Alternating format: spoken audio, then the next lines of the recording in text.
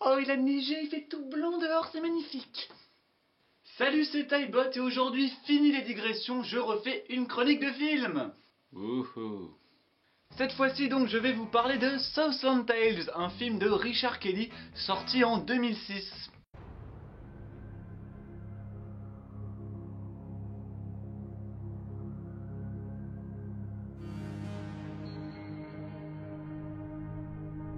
Pour ceux qui ne connaissent pas Richard Kelly, c'est le réalisateur du plutôt réussi Donnie Darko et du plutôt raté The Box, deux films qui lui ont tout de même permis de se faire reconnaître. Entre temps donc, il a réalisé Southland Tales, un film qui a tout de même été sélectionné au Festival de Cannes en compétition excusez du peu. Le casting est composé de l'élite du cinéma américain en commençant par Dwayne Johnson, alias The Rock. On peut louer une chambre au Shutters, c'est mon hôtel préféré. Sean William Scott, alias Stifler dans American Pie.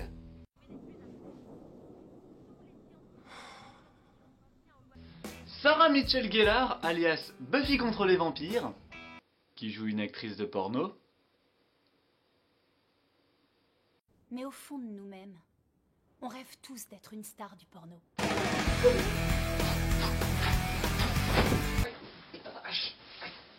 Justin Timberlake, alias Justin Timberlake.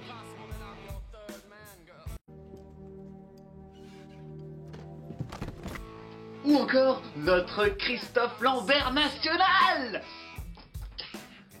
Dégage de mon putain de camion de glace, espèce de sale pétasse de Cro-Magnon de merde. Il ne peut en rester qu'un.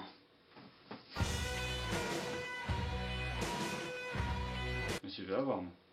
Enfin bref, que des acteurs incroyables, quoi. Oh, je suis méchant. Bon, je préfère vous prévenir.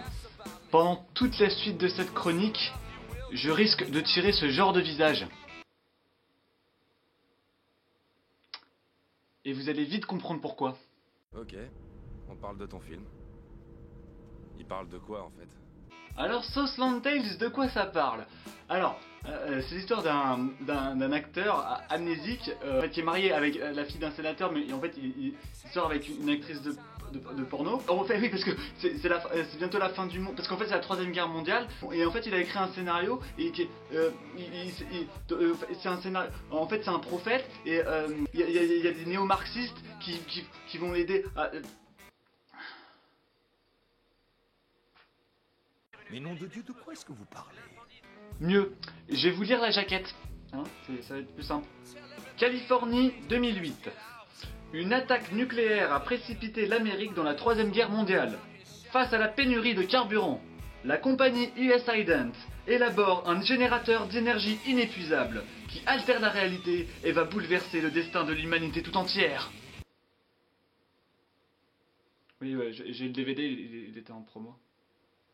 Mais en fait, je pense que cette histoire est un prétexte pour nous pondre un film décousu, incompréhensible et complètement barré du début jusqu'à la fin.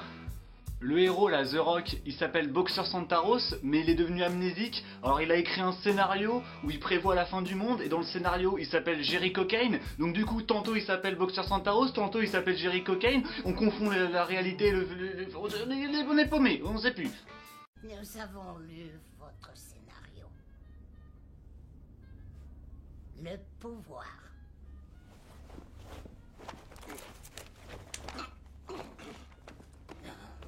Alors il y a un gars, il a un frère jumeau, mais en fait c'est pas vraiment son frère jumeau, en fait c'est lui dans le passé, mais en fait il est pas au courant parce que lui il vient du futur et comme lui aussi il est un peu amnésique.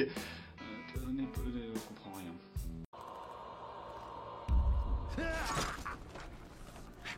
Il y a des séquences complètement barrées, tu te demandes ce que ça vient foutre dans l'histoire.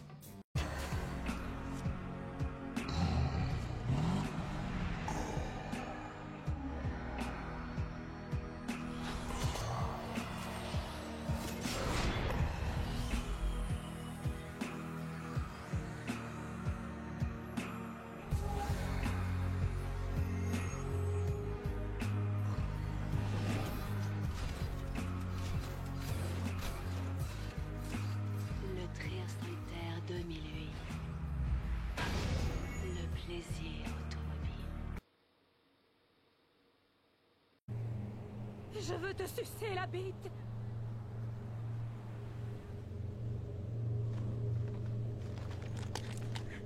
Si tu me laisses pas te sucer la bite, je me tire une balle dans la tête. Tous les animaux chient. Les vaches chient. Les lamas chient. Est-ce qu'ils aiment ça? Est-ce qu'ils le veulent? S'ils avaient le choix, tu crois qu'ils s'abstiendraient de le Je faire? crois qu'ils se sentent mieux après avoir chié. Je crois qu'ils aiment ça. Ma réponse est oui. Et ma réponse est non. Ok, on sera jamais d'accord là-dessus, alors pas la peine de s'engueuler.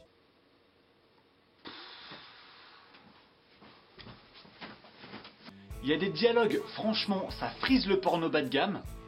Les scientifiques disent que le futur va être bien plus futuriste qu'ils l'avaient prévu au départ.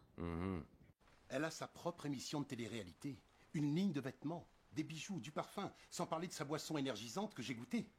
Et je dois dire qu'elle est très très bonne. Vous voulez que je vous dise, toutes ces nouvelles technologies, ça transforme notre culture. Ouais, surtout maintenant que tout est numérique. Cette saucisse, ça me donne faim. Espèce de pauvre conne.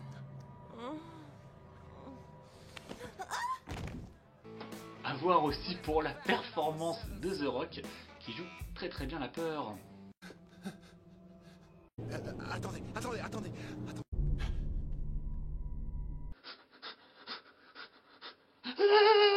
Puis son délire là avec continuum espace-temps. Je ne comprends rien à ce film. Je suis paumé.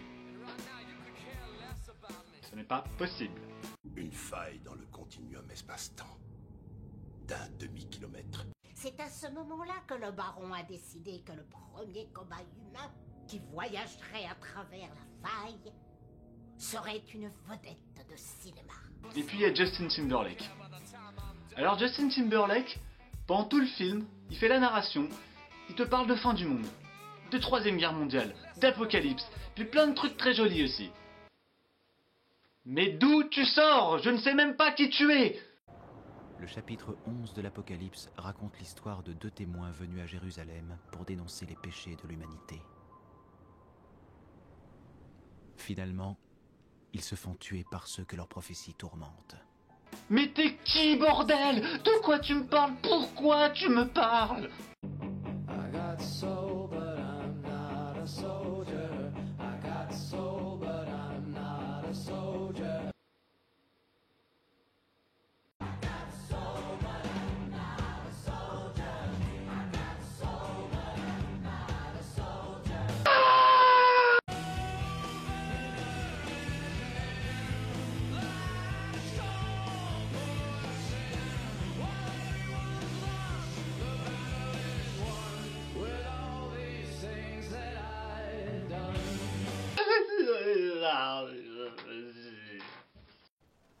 Je le sais que je suis génial.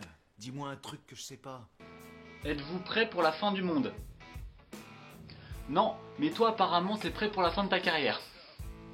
Le truc c'est que il y a tellement de personnages, c'est tellement tiré par les cheveux que même si t'avais suivi au début, au bout d'un moment c'est même plus possible de suivre. Alors dans la scène finale, on a un camion qui vole au-dessus de Los Angeles, The Rock qui pète son câble et une annonce des plus significatives.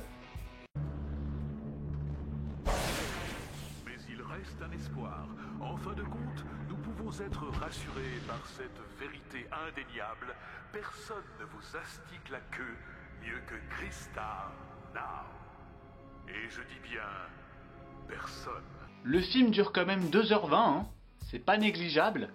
Mais il faut savoir que quand il a été présenté à Cannes, il durait 2h41.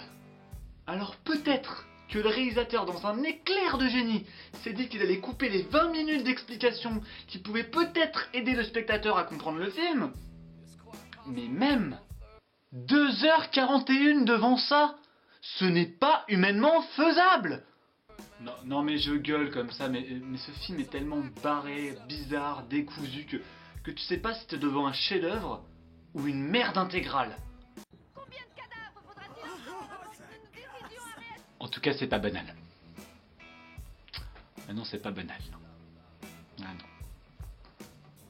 Voilà, je crois que j'ai dit tout ce que j'avais à dire. En tout cas, Si vous voulez passer un moment unique, Sauce Lantaise est là pour vous servir. Et je laisse le mot de la fin à The Rock.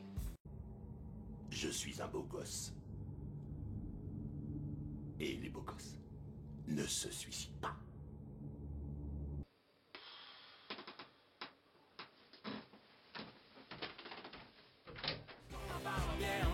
L'important c'est qu'on en parle. Moi je veux passer à la télé. Moi je veux que tous les gens me voient. L'important c'est que je fasse parler de moi. C'était dégoûtant. Oui, mais vous en faites pas, c'est la version pour l'Europe, elle sera pas diffusée ici.